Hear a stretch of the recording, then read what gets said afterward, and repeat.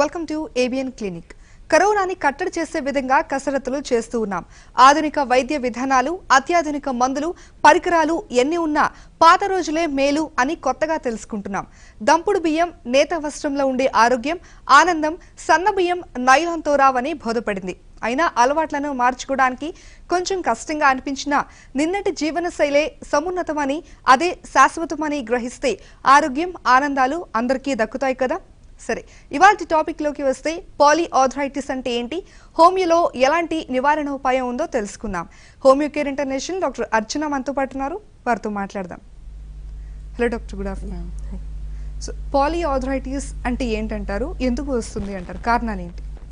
పాలిఆర్థరైటిస్ అంటే ఏంటంటే ఎక్కడైతే మల్టిపుల్ జాయింట్స్ ఎక్కువగా, అంటే ఒకటి కంటే ఎక్కువ జాయింట్స్, చిన్న కీళ్ళు కావచ్చు, పెద్ద కీళ్ళు కావచ్చు, స్పైనల్ దగ్గర ఉండే డిస్కులు కావచ్చు, నడుం భాగం దగ్గర ఉండే డిస్కులు కావచ్చు, మోకాలు కావచ్చు, అరిచిప్పలు కావచ్చు, ఎల్బో జాయింట్స్ కావచ్చు, షోల్డర్స్ కావచ్చు, ఎక్కడైతే మల్టిపుల్ జాయింట్స్ అనేది వేరియంటేట్కి జరిగి ఆర్థరైటిస్ వస్తుందో దాన్ని మనం పాలిఆర్థరైటిస్ అంటున్నాము. అయితే పాలిఆర్థరైటిస్కి రావడానికి గల ముఖ్య కారణాలు కనుక తీసుకుంటే, ఒకటి బేసిక్గా ఏంటంటే ఏజ్ ఫ్యాక్టర్ వల్ల వచ్చే మార్పులు, అంటే డీజనరేషన్ వల్ల వచ్చే మార్పులు, అరిగిపోవటం వల్ల, అది ఎక్కడైనా కానీ బొక్క అంటే చిప్పలు అనేది అరిగిపోవటం వల్ల కూడా మనకి ఈ ఆర్థరైటిస్ వచ్చే అవకాశాలు ఎక్కువగా ఉంటూ ఉంటాయి.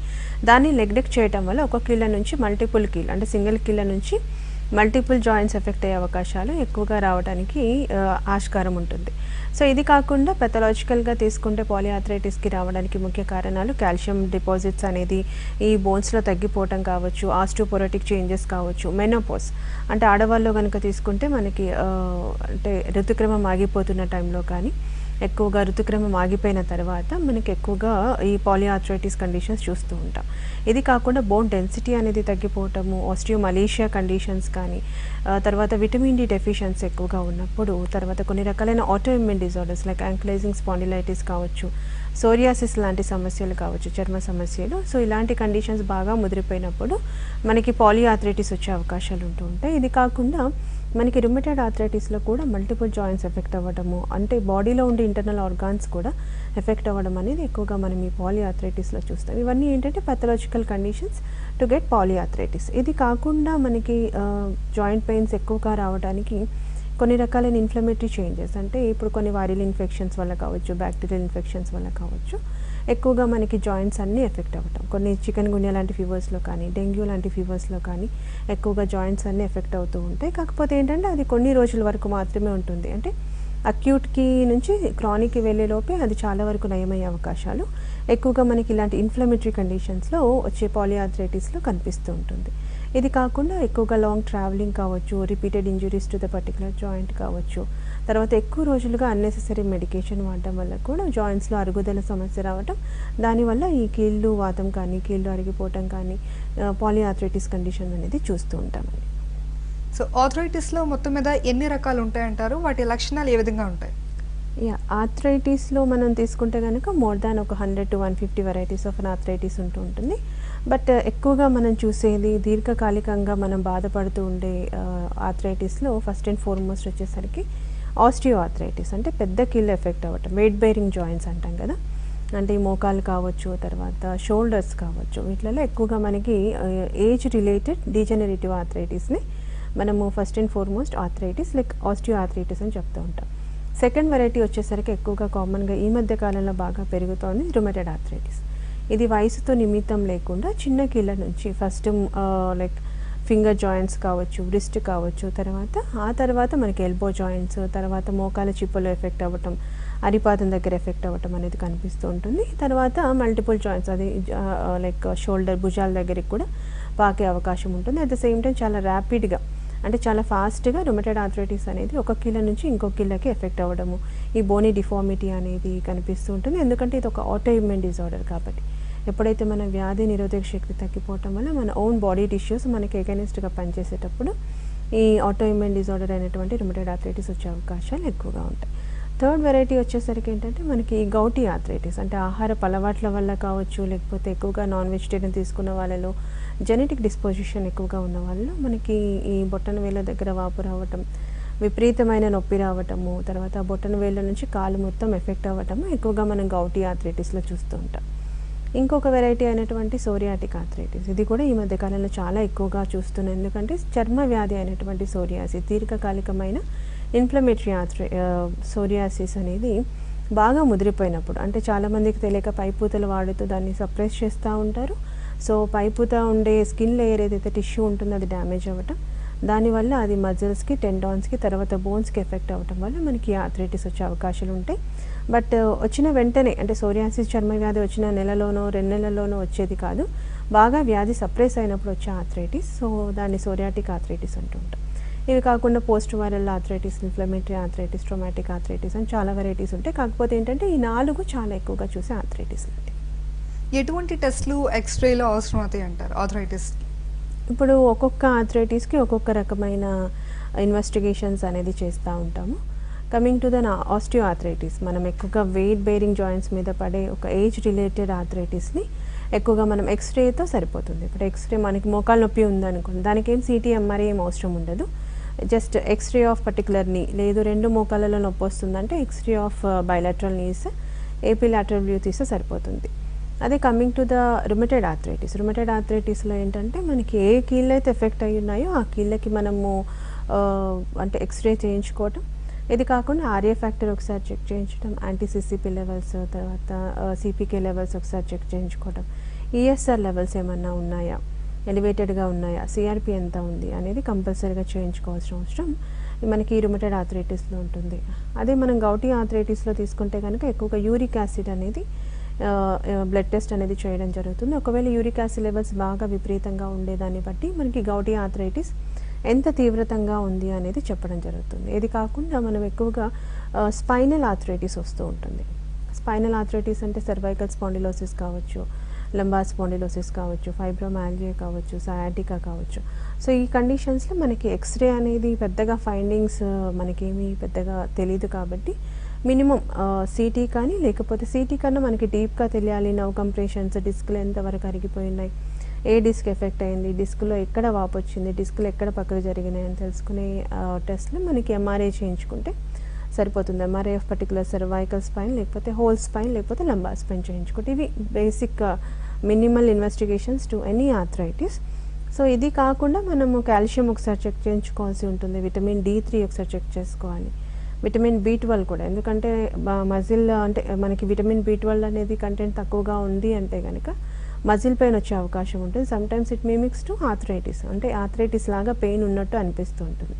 కాబట్టి ఒకసారి క్షీరం, కాల్షియం, తర్వాత యూరిక్ యాసిడ్తో పాటుగా విటమిన్ D3, విటమిన్ B12 కూడా చేయించుకొని, ఒకవేళ డెఫిషియన్సీ ఉంది అంటే కనుక దాన్ని ఫుడ్ సప్లిమెంట్స్లో కానీ, లేకపోతే డైరెక్ట్గా సప్లిమెంట్ కానీ తీసుకోవడం వల్ల చాలా వరకు మనకి ఆ పెయిన్స్ కానీ అవన్నీ తగ్గే అవకాశాలు ఉంటాయి. ముందు ఎటువంటి కాంప్లికేషన్స్ వచ్చే అవకాశం ఉంది అంటారు ఆర్థరైటిస్ వల్ల సరైన ట్రీట్మెంట్ తీసుకోకపోతే?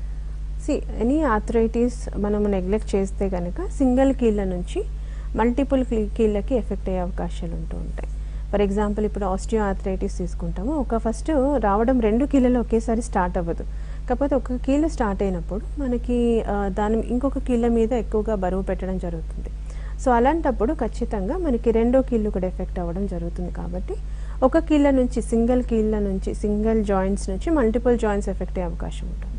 కొన్ని కండిషన్స్లో టోటల్గా మనకి గెయిట్ అనేది అబ్నార్మాలిటీ రావడం ఉంటుంది. And gait in the sense మనకి నడక ఏదైతే రెగ్యులర్గా మనం ఏ రకంగా అయితే నడుస్తామో అలా కాకుండా కొంచెం లింపింగ్ గెయిట్, అంటే వంకర పోయినట్టుగా నడవటము, కుంటి నడవటం అనేది మనకి ఆర్థరైటిస్ కండిషన్స్లో, ఎస్పెషల్లీ మనకి లంబార్ స్పాండిలోసిస్లో కానీ, 3rd and 4th grade of osteo ఆర్థరైటిస్లో, తర్వాత రుమటైడ్ ఆర్థరైటిస్లో ఎక్కువగా ఈ లింపింగ్ గెయిట్ ఆఫ్ ఒక కైండ్ ఆఫ్ వాకింగ్ అనేది ఉంటుంది. వాకింగ్ డిఫికల్టీ అనేది ఎక్కువగా మనము ఆర్థరైటిస్లో వన్ ఆఫ్ ద కాంప్లికేషన్ అని చెప్పొచ్చు. అంటే ఎక్కువ కీళ్ళు ఎఫెక్ట్ అవ్వటం, నడక ఇబ్బంది పడటం, టోటల్గా నడక అనేది చాలా వరకు తగ్గిపోవటం అనమాట. అంటే కరెక్ట్గా నడవలేక ఇబ్బంది పడుతూ ఉండటం, ఎవరైనా సపోర్ట్ తీసుకుంటేనే నడిచే విధంగా ఉండటం, ఇవన్నీ ఏంటంటే మనకి ఆర్థరైటిస్లో ఉండే కాంప్లికేషన్స్. అదే coming to the rheumatoid arthritis కనుక తీసుకుంటే ఏంటంటే ఇది ఒక ఆటోఇమ్యూన్ డిజార్డర్. జాయింట్స్ మాత్రమే కాకుండా ఇంటర్నల్ ఆర్గాన్ డ్యామేజ్ అనేది ఎక్కువగా ఎఫెక్ట్ అయ్యే అవకాశాలు ఉంటాయి. సో ఇంటర్నల్ ఆర్గాన్స్ అంటే లైక్ లివర్ కావచ్చు, హార్ట్ కావచ్చు, కిడ్నీ కావచ్చు, ప్యాంక్రియాస్ కావచ్చు, ఏదైనా కావచ్చు. కాబట్టి వన్స్ రుమటైడ్ ఆర్థరైటిస్ వల్ల మనకు ఒకవేళ ప్యాంక్రియాస్ ఎఫెక్ట్ అయితే డయాబెటిక్ వచ్చే అవకాశాలు ఉంటాయి. అదే మనకి కిడ్నీలు ఎఫెక్ట్ అయితే కనుక హైడ్రోనెఫ్రోటిక్ కండిషన్స్ కానీ కిడ్నీ స్టోన్స్ వచ్చే అవకాశాలు ఉంటాయి. అదే గుండెకి సంబంధించినంత వరకు మనకి ఏదైనా ఇబ్బంది తలెత్తింది అంటే కార్డియోమెగాలిక్ కావచ్చు, లేకపోతే మనకి లంగ్స్ తీసుకుంటే కనుక పల్మనరీ ఎంబోలిజం కావచ్చు. సో ఇవన్నీ ఏంటంటే లాంగ్ రన్లో రుమటైడ్ ఆర్థరైటిస్కి ఎక్కువగా స్టిరాయిడ్స్ వాడడం లేకపోతే ఎక్కువగా పెయిన్ కిల్లర్స్ వాడడం వల్ల మనకు వచ్చే కాంప్లికేషన్స్ కింద చెప్తాం. కాబట్టి రుమటైడ్ ఫ్యాక్టర్ అనేది తక్కువలో అంటే లెవెల్ అనేది కంట్రోల్లో ఉందా లేదా, యాంటీ-సిసిపి కంట్రోల్లో ఉందా లేదా, ఒకసారి ఏఎన్ఏ కూడా చేయించుకోవడం వల్ల చాలా వరకు మనకి వ్యాధి ఎంతవరకు కంట్రోల్లో ఉందని తెలుస్తుంది. దాని ప్రకారంగా we can go with an other medications అండి. షార్ట్ బ్రేక్ తీసుకుందాం అండి. క్లినికల్ షార్ట్ బ్రేక్ తీసుకుందాం. Stay tune.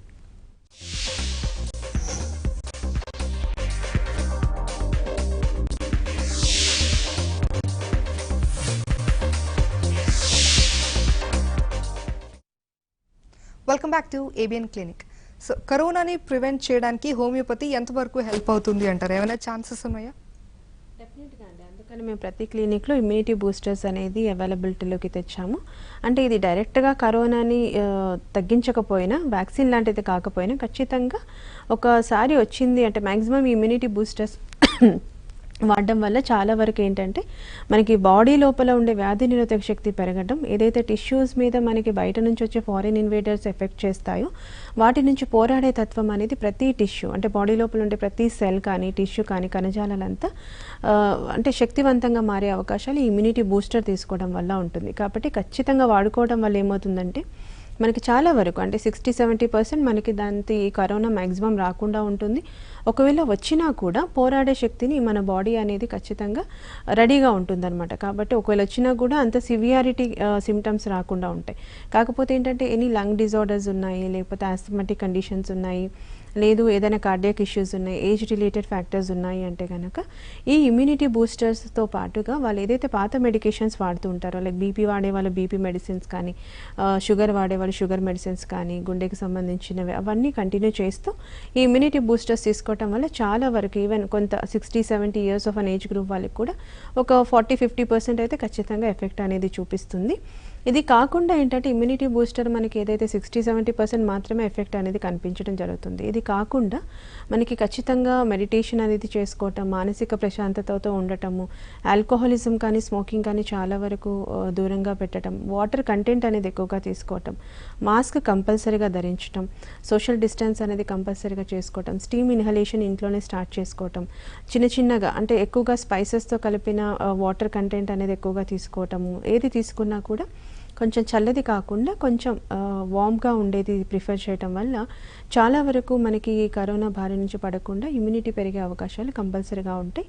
సో ప్రతి ఒక్కరికి నేను చెప్పేది ఏంటంటే చిన్న పిల్లల నుంచి పెద్దవాళ్ళ వరకు వాళ్ళకి ఒకవేళ సర్జరీస్ అయినా కూడా ఖచ్చితంగా వాడచ్చు. ఈవెన్ నెలల పిల్లల నుంచి కూడా ఖచ్చితంగా ఇమ్యూనిటీ బూస్టర్స్ తీసుకోవటం వల్ల మనకి చాలా వరకు ఎఫెక్ట్ అనేది ఎక్కువగా ఉంటుంది. ఈవెన్ ఇప్పుడు హోమియో కేర్ ఇంటర్నేషనల్ పనిచేసే ప్రతి డాక్టర్ కూడా ఇమ్యూనిటీ బూస్టర్స్ వేసుకొని పనిచేయడం జరుగుతుంది. చాలా వరకు అందరూ సేఫ్గానే ఉన్నారు కాబట్టి ఖచ్చితంగా రికమెండ్ చేయడం అనేది జరుగుతుంది. సో ఆర్థరైటిస్ వచ్చేటప్పటికి ఎక్కువ ఏజ్ గ్రూప్లో వస్తుంది అంటారు. ఆర్థరైటిస్లో కూడా ఏ ఏజ్ అనేది ఎక్కువగా ఎఫెక్ట్ అవుతుంది తీసుకుంటే కనుక మనకి ఒక్కొక్క ఆర్థరైటిస్ని బట్టి ఒక్కొక్క ఏజ్ గ్రూప్ అనేది రిలేట్ అయి ఉంటుంది. ఫర్ ఎగ్జాంపుల్ ఆస్టియో ఆర్థరైటిస్ తీసుకుంటే కనుక ఎక్కువగా మనకి ఈ 50-45-50 ఈ మధ్యకాలంలో ఎర్లీగా 40లోనే స్టార్ట్ అయిపోతుంది. కానీ ఒకప్పుడు ఏంటంటే 50-60 ఏజ్ పెరుగుతున్నా కొద్దీ వచ్చి ఒక కీళ్ళ వాతం అని చెప్పొచ్చు ఆర్థరైటిస్ అంటే ఈ ఆస్టియో ఆర్థరైటిస్. సో ఓఈ అనేది ఒక రకంగా 40-45-50 తర్వాత వచ్చి ఆర్థరైటిస్.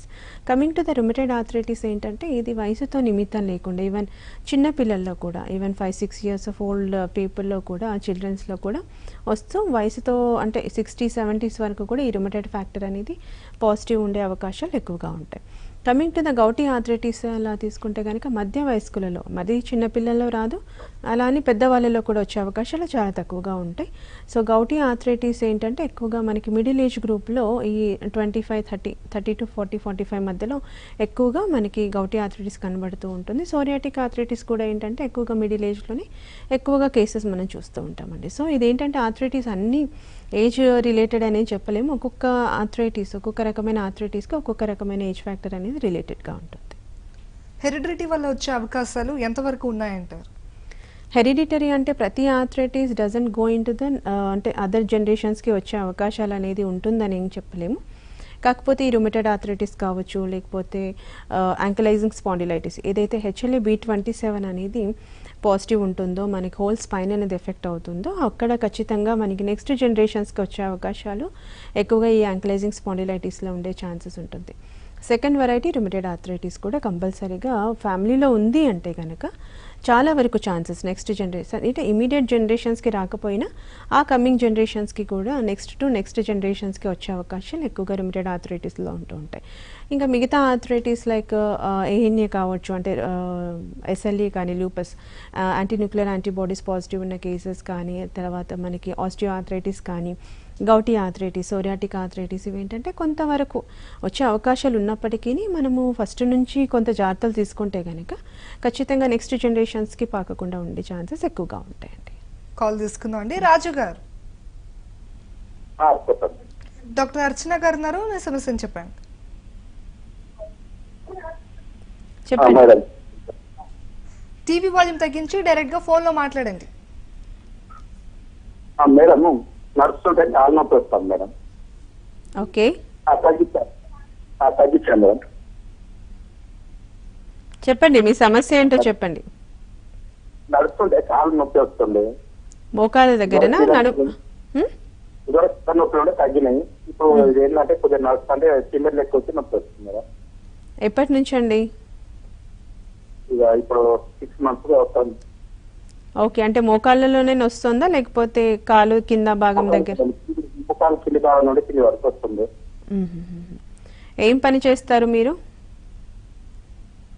మేము అంటే ప్రింటింగ్ ప్రెస్ లో పని చేస్తాం మేడం. ఓకే, ఎక్కువసేపు నిలబడే పని ఉంటుందా? నడుస్తాను కొద్దిసేపు వస్తుంది, అట్లా మళ్ళీ కూర్చోంటే తగ్గుతుంది మేడం. Okay, fine. 6 months నుంచి అంటున్నారు కాబట్టి ఒకసారి ఎక్స్రే తీయించుకోండి, ఎందుకంటే ఆల్రెడీ పెయిన్ కిల్లర్స్ వాడే ఉంటారు.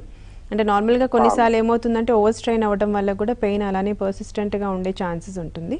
అలా కాకుండా మోకాల కింద భాగం నుంచి కాళ్ళ వరకు అంటున్నారు కాబట్టి నడుం దగ్గర ఏమైనా కొంచెం నొప్పి కానీ కొంచెం డిస్కంఫర్ట్ కానీ అనిపిస్తే కనుక ఒకసారి ఎక్స్రే తీయించుకోండి. ఫస్ట్ ఫైనల్ అని కాకుండా ఫస్ట్ ఇనీషియల్గా ఒక రిపోర్ట్ అనేది మనకి అర్థమవుతుంది, ఎంతవరకు స్పాండిలైసిస్ ఏమైనా ఉందా ఏంటి అనేది చూసుకోవటం, దానివల్ల నర్వ్ కంప్రెషన్ ఏమైనా ఉందా అనేది తెలుస్తుంది. ఒక్కొక్కసారి దానివల్ల కూడా మనకి పిక్క మజిల్ దగ్గర, మోకాల కింద భాగంలో, అరిపాదం దగ్గర నొప్పి కంటిన్యూస్గా ఉంటుంది. వాకింగ్ చేస్తే ఎక్కువగా ఉంటుంది, రెస్ట్ తీసుకుంటే తగ్గుతూ ఉంటుంది.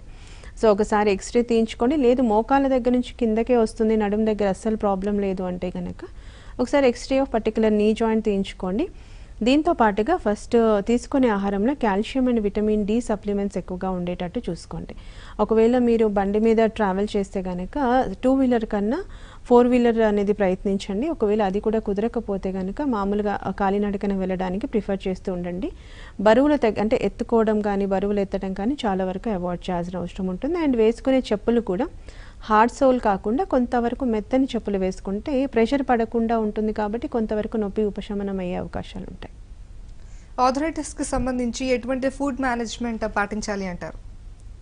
ఆర్థరైటిస్కి సంబంధించి అంటే ఎక్కువగా మనకి ఇది వయసుతో నిమిత్తం తీసుకుంటే కనుక ఎక్కువగా ఈ కాల్షియం తక్కువ, తర్వాత విటమిన్ డి తక్కువ, blood supplementations to the bone అనేది తక్కువగా ఉన్నప్పుడు, అంటే ఐరన్ కంటెంట్ అనేది బాడీలో తక్కువగా ఉన్నప్పుడు, విటమిన్ B12 డెఫిషియన్సీ ఉన్నప్పుడు ఎక్కువగా మనకి తొందరగా అంటే ఎర్లీ స్టేజ్లోనే, ఎర్లీ ఏజెస్లోనే మనకి ఆర్థరైటిస్ వచ్చే అవకాశాలు ఉంటూ ఉంటాయి. కాబట్టి ఖచ్చితంగా ఒకసారి మనకి సమస్య వస్తుందంటే విటమిన్ డి సప్లిమెంట్స్ తీసుకోవటం, లేదు అంటే కనుక కాల్షియం సప్లిమెంట్స్, లేదు కొంతమందికి విటమిన్ డి కాల్షియం తీసుకుంటే మలబద్ధక సమస్య వచ్చే అవకాశాలు ఉంటాయి. కాబట్టి అలాంటి వాళ్ళు ఏంటంటే ఎక్కువగా ఆకుకూరలు తీసుకోవటము, తర్వాత ఎక్కువగా పాల ఉత్పత్తులు తీసుకోవటము, అంటే పాలు కానీ, పెరుగు కానీ, మజ్జిగ చేసి తాగటం, ఇలాంటివి తీసుకుంటూ ఉండాలి. ఎండలో ఎక్కువసేపు నిలబడడం అనేది చేస్తూ ఉండాలి. అంటే ఎర్లీ మార్నింగ్ సన్ అంటే అరౌండ్ 7 to 8 ఇన్ బిట్వీన్, లేకపోతే ఈవినింగ్ 4 to 5 ఇన్ బిట్వీన్ వచ్చే ఎండకి మధ్యలో ఎక్స్పోజ్ అవ్వటం. దీంతో పాటుగా నట్స్ లైక్ ఆల్మండ్స్ కానీ, తర్వాత వాల్నట్స్ కానీ, దీనిలో కూడా ఎక్కువగా కాల్షియం రిచ్ కంటెంట్ ఉంటూ ఉంటుంది. నాన్ వెజిటేరియన్ చాలా వరకు అవాయిడ్ చేయాల్సిన అవసరం ఉంటుంది. తీసుకుంటే కనుక ఓన్లీ ఎగ్ బాయిల్డ్ ఎగ్, అది కూడా బాయిల్డ్ ఎగ్ తీసుకోవటం వల్ల కొంతవరకు మనకి బాడీలో కాల్షియం కంటెంట్ అనేది పెరిగే అవకాశం ఉంటుంది. ఇంకోటి ఏంటంటే కాల్షియం తీసుకున్నంత మాత్రాన విటమిన్ డి బాడీలో అబ్జార్ప్షన్ ఉంటుంది అని ఏం కాదు, ఎందుకంటే కాల్షియం కరెక్ట్గానే ఉంటేనే మనకి విటమిన్ డి బాడీ అబ్జార్బ్ చేసుకుంటుంది కాబట్టి కాల్షియం కంటెంట్ కరెక్ట్గా ఉందా లేదా అని చూసుకుంటూ ఉండాలి. కాబట్టి ఇంతకుముందు నేను చెప్పిన ఫుడ్ తీసుకోవాలి. అట్ ద సేమ్ టైం నువ్వులు తీసుకోవటం, బెల్లం తీసుకోవటము, లీఫీ వెజిటబుల్స్, సీజనల్ ఫ్రూట్స్ ఎక్కువగా తీసుకోవటం వల్ల మనకి చాలా వరకు కాల్షియం అందే అవకాశాలు ఉంటాయి. అట్ ద సేమ్ టైం కొంతవరకు మానసిక ఒత్తిడి అనేది చాలా వరకు తగ్గిస్తే కనుక, ఎందుకంటే చాలా కేసెస్లో ఎక్కువగా మానసిక ఒత్తిడి ఉన్నప్పుడు పెయిన్స్ పెరిగే అవకాశాలు ఉంటూ ఉంటాయి. కాబట్టి మానసిక ఒత్తిడి తగ్గించుకుంటూ water content to the mark, అంటే వాళ్ళ ఏజ్కి తగ్గట్టుగా మనం ఫుడ్తో పాటుగా ఈ వాటర్ కంటెంట్ ఎక్కువగా తీసుకోవటం వల్ల చాలా వరకు మనకి ఆర్థరైటిస్ ప్రాబ్లం అనేది తగ్గే అవకాశాలు ఉంటూ ఉంటాయి. కాబట్టి నేను చెప్పినట్టుగా సప్లిమెంట్స్ లేదంటే నేను ఈ ఫుడ్ ఏదైతే ప్రిఫర్ చేశానో అది చేస్తూ మనకి ఎక్సర్సైజ్ లైక్ ఏంటంటే ఫిజికల్ యాక్టివిటీ, ఒక్కొక్క ఆర్థరైటిస్కి ఒక్కొక్క రకమైన ఎక్సర్సైజ్ అనేది ఉంటుంది. అందరూ అన్ని రకాల ఆర్థరైటిస్కి ఒకటే ఎక్సర్సైజ్ అనేది ఏమి ఉండదు. కాబట్టి ఎక్కువ ఇప్పుడు స్పాండిలోసిస్ కనుక తీసుకుంటే మనం బరువులైతే పని కాకుండా హెవీ వెయిట్స్తో జిమ్ చేయకుండా నార్మల్గా స్ట్రెచ్ ఎక్సర్సైజెస్ చేయటం అనేది ప్రిఫర్ చేస్తే కనుక చాలా వరకు ఈ కంట్రోల్ అయ్యే అవకాశం ఉంటుంది. మరో కాల్ తీసుకున్నాను మదనపల్లి నుండి. హలో హలో డాక్టర్ గారు ఉన్నారు, మీ సమస్యను చెప్పండి. డాక్టర్ గారు మాట్లాడండి. చెప్పండి, వినిపిస్తోంది. హలో చెప్పండి. మేడం అదే మా వైఫ్ బ్యాక్ పెయిన్ ఎక్కువ వస్తుంది. అదే లెఫ్ట్ సైడ్ షాపింగ్ నొప్పి ఎక్కువ పుట్టింది మేడం. అప్పుడు బ్యాక్ సైడ్ నొప్పి వస్తుంది. ఎప్పటి నుంచి అండి? లెఫ్ట్ సైడ్ ఎక్కువ పెయిన్ వస్తూ ఉంటుంది మేడం. ఓకే, ఎప్పటి నుంచి అండి? 1 year ఉంటుంది మేడం. ఏంటండి? 1 year నుంచి. 1 year. 1 year నుంచి మేడం. ఓకే, ఏమైనా పరీక్షలు చేసిండ్రా?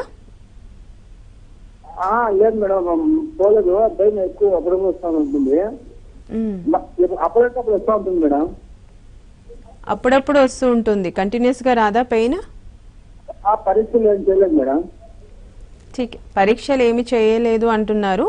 ఫస్ట్ పరీక్షలు చేయించండి. ఎక్కడైతే నొప్పి బ్యాక్ పెయిన్ అంటున్నారు కాబట్టి సిటీ ఒకసారి చేయించుకోండి. ఎంఆర్ఐ తర్వాత సిటీ ఆఫ్ లంబార్ స్పైన్ అని చేయించుకుంటే బ్యాక్ పెయిన్ ఎక్కువగా ఉంది అంటున్నారు కాబట్టి ఏమైనా డిస్క్లలో ఏమైనా అరిగిపోవటము, గుజ్జు తగ్గిపోవటము, వాపుకి గురవటం వల్ల కూడా మనకి నొప్పి బ్యాక్ పెయిన్ కంటిన్యూస్గా రావడం ఉంటుంది. ఎందుకంటే 1 year నుంచి అంటున్నారు కాబట్టి ఒక కీళ్ళు అంటే ఒక డిస్క్ ఎఫెక్ట్ అయ్యేది మీరు నెగ్లెక్ట్ చేస్తే ఆ ఒక్క కీలే 2-3 కీళ్ళకి ఎఫెక్ట్ అయ్యే అవకాశం ఉంటుంది. అట్ ద సేమ్ టైం దానివల్ల సయాటికా కూడా వచ్చే ఛాన్సెస్ ఉంటుంది. కాబట్టి ఒకసారి ఎంఆర్ఐ లేదు అంటే కనుక మినిమం సిటీ చేయించుకోండి. దాని ప్రకారంగా ఫైండింగ్స్ తీసుకొని దాని ప్రకారంగా we can go with the treatment అండి. మరో కాల్ తీసుకున్నాండి. కృష్ణవేణి గారు. హలో చెప్పండి మేడం. మీ సమస్యను చెప్పండి, డాక్టర్ గారు ఉన్నారు. చెప్పండి కృష్ణవేణి గారు. నమస్తే మేడం. నమస్తే, చెప్పండి. కాళ్ళు నొప్పులండి, బాగా బాగా నొప్పిగా నల్లపోతాము. ఎంత వయసు ఉంటుంది మీకు? నల్లపోతున్నామండి. మురికి బాగా వాపుగా ఉందండి. మీ వయసు ఎంత ఉంటుందండి? ఒక మురికి బాగా వాపుగా ఉందండి. సరే, నొప్పులు ఎక్కువ అంటున్నారు. వయసు ఒకవేళ 40-45 దాటింది అంటే ఫస్ట్ నేను చెప్పిన ఫుడ్ అనేది తీసుకోండి. ఒకసారి హోమియోకేర్ ఇంటర్నేషనల్ బ్రాంచ్కి కన్సల్ట్ అవ్వండి.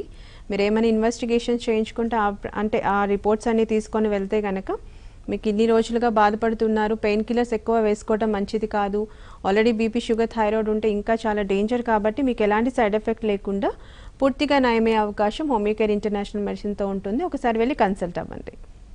సో ఇమ్యూనిటీ పవర్ బూస్టప్ అవ్వడానికి ఎటువంటి జాగ్రత్తలు తీసుకోవాలంటారు?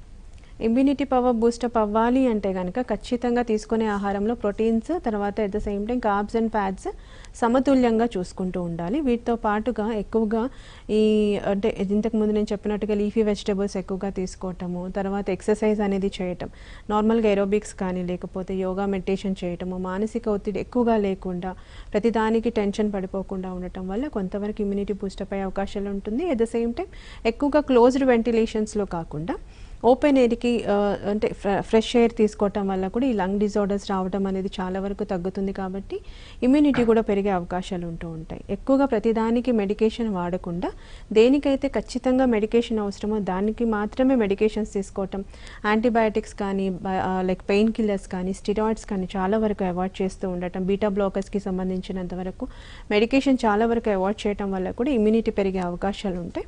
దీంతో పాటుగా ఖచ్చితంగా సీజనల్ ఫ్రూట్స్ తీసుకుంటూ ఉండాలి, నట్స్ ఎక్కువగా తీసుకుంటూ ఉండాలి, తర్వాత లీఫీ వెజిటబుల్స్ ఎక్కువగా తీసుకోవటం వల్ల కూడా మనకి ఇమ్యూనిటీ పెరిగే అవకాశాలు ఉంటూ ఉంటాయండి.